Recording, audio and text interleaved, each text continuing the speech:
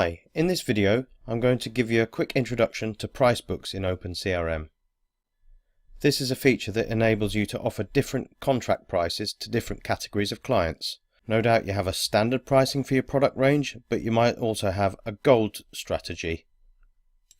Offering a 20% discount on given products, you can apply the discounted pricing to all the product range, or you can be selective, as there may be certain products where you don't want to offer a discount. This versatile feature gives you the choice of applying the same discount to all products, but you can also override this at individual product level to give you more granular control over your pricing.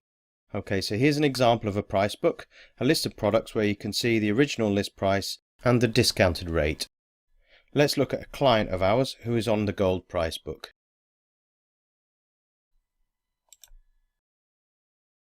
If I now raise a quote for that client,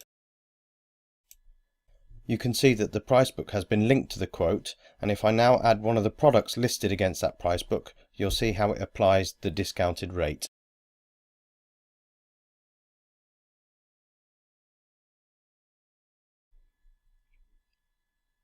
No need to remember who pays what, the system does it for you.